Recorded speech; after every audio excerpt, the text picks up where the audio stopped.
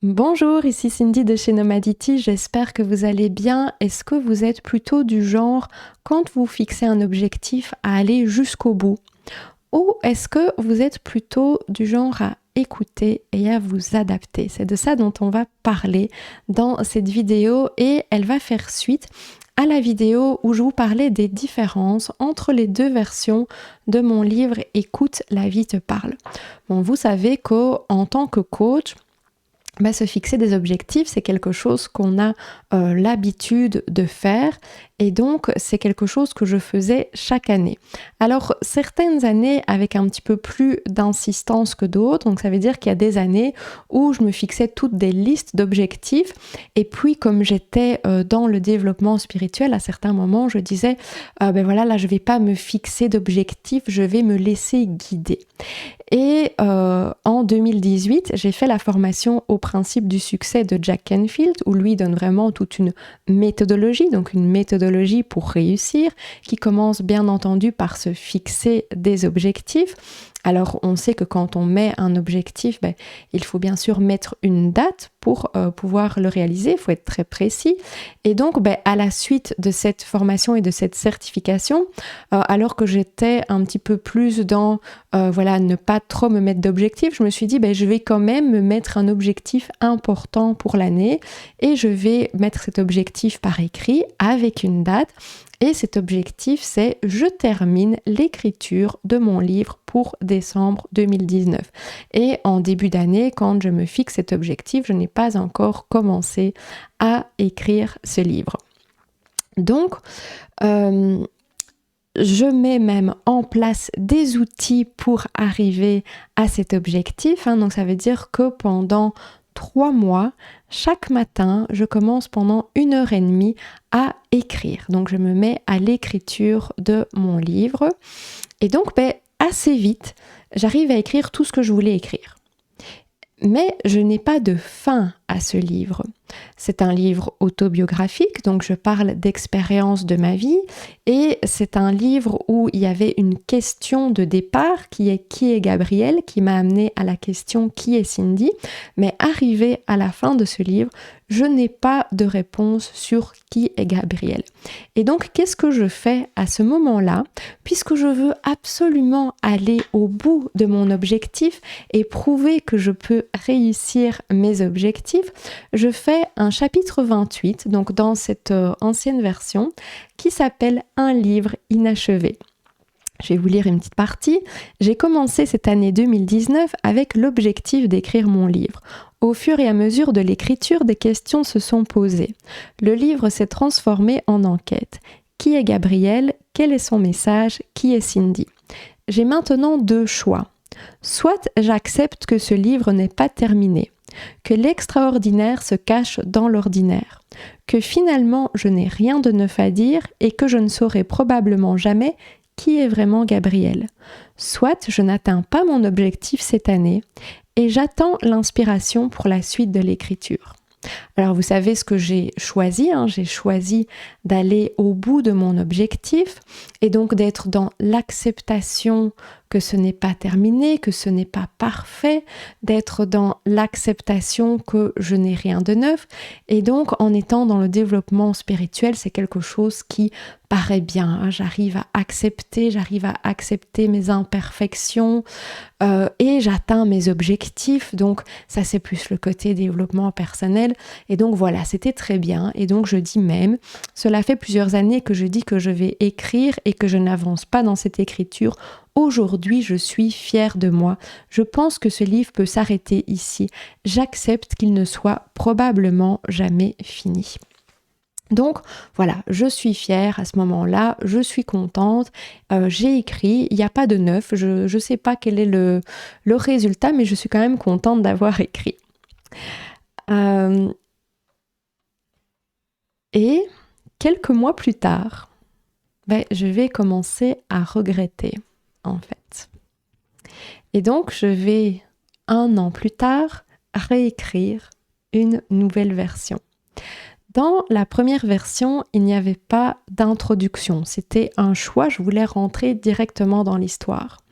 Et ici, j'ai écrit une introduction parce que malheureusement, rentrer directement dans l'histoire, les gens allaient se dire, mais c'est exactement la même chose que la version que j'ai déjà lue, donc pour ceux qui auraient déjà lu le livre. Et donc, ça ne fonctionnait pas. Donc j'ai dû rajouter une introduction, quelque chose que je n'avais pas envie de faire à la base, pour expliquer au moins en 1 ou 2 pages qu'est-ce qui fait que j'avais réécrit ce livre. Et je vais vous lire une partie de l'introduction. Donc le 6 février 2020, je publie mon premier livre sous le nom « Écoute, la vie te parle ». Je voulais qu'il soit sorti pour l'anniversaire de maman le 7 février. Donc je voulais absolument qu'il soit terminé fin 2019 et après je voulais pas attendre pour la publication, je voulais le publier assez rapidement, donc ça a été publié très vite pour que je puisse l'avoir le 7 février. J'ai reçu de très beaux commentaires et c'est vrai que j'ai reçu pas mal de témoignages suite à ce premier livre. Pourquoi ? Parce que la plupart des personnes qui l'ont lu, c'est des personnes qui me connaissaient et puis il y avait beaucoup de personnes qui me suivaient sur les réseaux et donc qui étaient aussi dans la spiritualité et donc qui voyaient ça un petit peu avec le même regard que moi. Donc je venais quelque part confirmer des choses qu'ils pensaient et donc souvent quand on reçoit ça, ça fait du bien. Ou pour certains, c'était une autre vision et donc ça pouvait aussi être intéressant. Je ne vais pas vous lire les commentaires, vous pouvez retrouver les témoignages sur notre site ou sur Amazon. Et pourtant, à peine quelques mois après sa sortie, je commence à douter, à espérer que mon livre ne se vende plus. Et la vie vous donne ce que vous voulez. Impossible d'obtenir des exemplaires à titre d'auteur. Les livres commandés en février 2021 n'ont toujours pas été livrés à ma libraire au moment où j'écris ces lignes. Et au moment où j'écris, c'est en août 2021. Donc entre février et août, quand on fait une commande de livres, c'est quand même assez long. Ils sont jamais arrivés, pour vous dire. Des rêves et une rencontre très inattendue en décembre 2020 vont changer ma perception. Je suis transformée. Donc voilà, si j'avais attendu seulement 1 an, j'aurais eu mes réponses, j'aurais eu cette transformation, j'aurais eu ce neuf. Et pour ceux qui ont lu mon livre ou pour ceux qui ont regardé mon témoignage, vous savez que cette rencontre en décembre 2020, c'est une rencontre avec notre Seigneur Jésus-Christ. Et ça, c'est une rencontre qui change complètement votre vie, qui vous change, qui vous transforme, qui vous fait voir la vérité. Avant ça, j'étais dans une illusion de vérité avec mon développement spirituel. Et puis, tout à coup, j'ai commencé à voir les choses de façon différente. Et c'est pour ça que je me suis dit, mais c'est pas possible, je ne peux pas laisser ce livre en vente. Mais donc, je vais vous lire la suite ici. Mes expériences prennent un sens nouveau, mais il me faudra presque 9 mois pour commencer à écrire la suite de cette histoire. Élie me l'avait dit, tu es encore enceinte. Vous retrouvez des dialogues avec mon ami Élie dans la première version et ils sont remis aussi dans la deuxième version. Donc Élie habite à Jérusalem.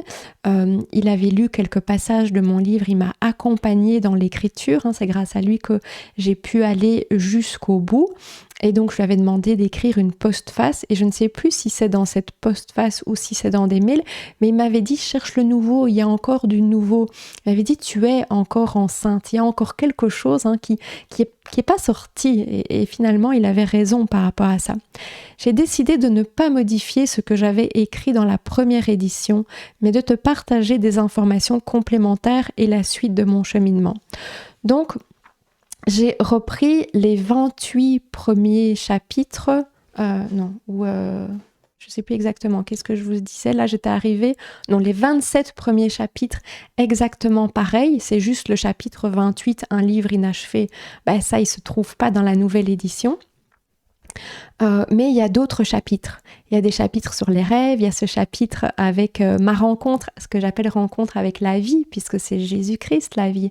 Jésus qui nous dit « Je suis le chemin, la vie et la vérité ». Et donc, il y a cette rencontre-là à la fin du livre.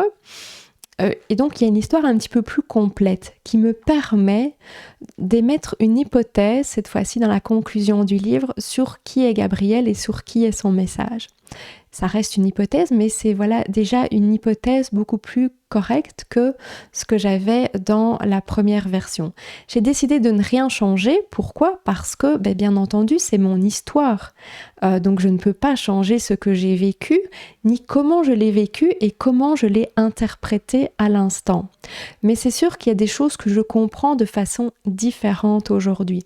Donc j'aurais pu choisir, par exemple, dans cette deuxième édition, de laisser ce que j'avais vécu et ce que j'avais ressenti à ce moment-là, et puis de venir expliquer ce que j'en comprends aujourd'hui.